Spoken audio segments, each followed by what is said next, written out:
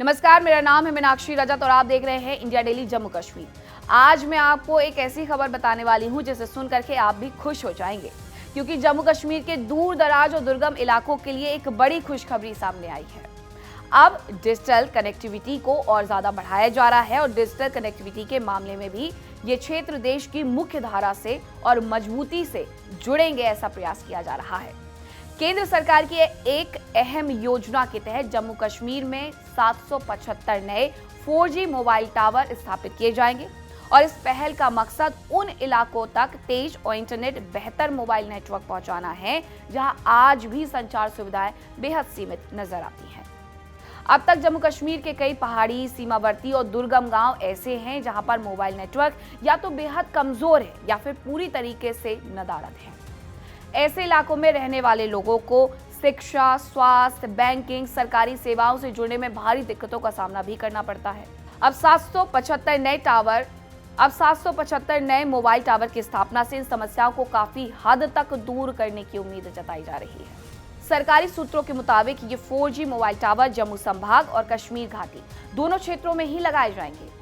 खास तौर पर उन इलाकों को प्राथमिकता दी गई है जो भौगोलिक रूप से काफी कठिन है। इसमें किश्तवाड़ है, डोडा है, रामबन है, राजौरी, पुंछ, उधमपुर, कुपवाड़ा, बांदीपोरा, गांदरबल, शोपिया और अनंतनाग जैसे जिले भी शामिल हैं। सीमावर्ती गांवों और ऊंचाई वाले इलाकों तक नेटवर्क पहुंचाना इस योजना का मुख्य लक्ष्य है। इस परियोजना के पूरा होने के बाद जम्मू कश्मीर के हजारों गांवों को पहली बार हाई स्पीड 4G इंटरनेट की सुविधा मिलेगी और इसका सबसे बड़ा फायदा छात्रों को होगा। ऑनलाइन क्लासेस, डिजिटल पढ़ाई और प्रतियोगी परीक्षाओं की तैयारी अब गांव में घर बैठ करके की जा सकेगी।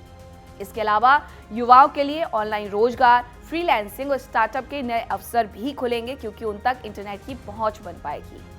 स्वास्थ्य सेवाओं के क्षेत्रों में भी ये योजना क्रांतिकारी साबित हो सकती है और दूर दराज के इलाकों में रहने वाले लोग टेलीमेडिसिन के जरिए बड़े अस्पतालों के डॉक्टर से परामर्श भी कर सकते हैं।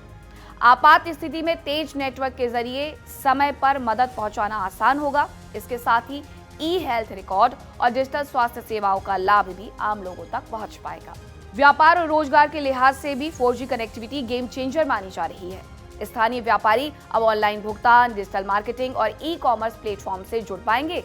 हस्तशिल्प, बागवानी और कृषि से जुड़े उत्पादों को भी देश विदेश तक पहुंचाने के लिए इंटरनेट की अहम भूमिका अब यहां नजर आएगी। इससे स्थानीय अर्थव्यवस्था को मजबूती मिलने की उम्मीद भी जताई जा रही है।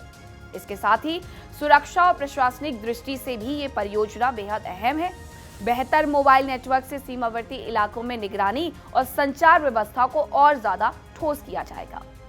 आपदा प्रबंधन, मौसम संबंधी चेतावनियां और आपात सूचनाओं को समय पर लोगों तक पहुंचाया जा सकेगा। साथ ही सरकार की जो योजनाएं हैं और सेवाएं हैं, उनकी जानकारी भी सीधे नागरिकों तक पहुंचेगी, जिससे पारदर्शिता भी बढ़ेगी। सरकार का कहना है कि इस परियोजना को चरणबद्ध तरीके से लागू किया जाएगा और तय समय सीमा के भीतर सभी 775 मोबाइल टावर्स को चालू किया जाएगा और इस निर्माण कार्य में भी रोजगार स्थानीय लोगों को ही दिया जाएगा, जिससे क्षेत्रीय विकास को और ज्यादा बढ़ावा मिलेगा। अधिकारियों के मुताबिक ये सिर्फ टावर लगाने की योजना नहीं है, बल्कि जम्मू कश्मीर के डिजिटल भविष्य की नींव भी है। कुल मिलाकर के जम्मू कश्मीर के दूर दराज इलाकों में 4G कनेक्टिविटी का ये तोहफा सामाजिक, शैक्षणिक और आर्थिक बदलाव की दिशा में एक बड़ा कदम लेकर के आ रहा है। ये पहल न केवल डिजिटल डिवाइड को कम करेगी, बल्कि घाटी और जम्मू संभाग को विकास की नई रफ्तार भी देगी। आने वाले समय में ये योजना जम्मू कश्मीर के हर नागरिक के जीवन में सकारात्मक बदलाव लाने का काम भी करेगी और इसमें 2234 स्कूलों और 1138 प्राथमिक स्वास्थ्य केंद्रों को भी कवर किया जा रहा है। 1421 सीमावर्ती गांवों को कवर करने वाले बॉर्डर विलेज सैचुरेशन की प्रगति की भी समीक्षा इसमें की जाएगी। वहीं 5G तैयारियों की समीक्षा करते हुए IT विभाग ने राइट ऑफ वे सुविधा, 5G स्ट्रीट फर्नीचर मैपिंग और क्षमता निर्माण के लिए उठाए गए कदमों की जानकारी भी दी है कि आने वाले वक्त में इसे भी हम यहाँ पर कर सकते हैं।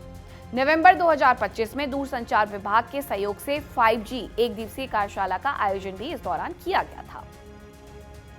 अब सीधे तौर पर यह समझा जा सकता है कि जम्मू कश्मीर को मुख्य धारा से किस तरीके से जोड़ा जाएगा, ताकि इंटरनेट का इस्तेमाल करके वहां के युवाओं को रोजगार भी मिले और इसके साथ साथ दूर दराज के स्कूल कॉलेज भी पूरे तरीके से मुख्य धारा में आ सके।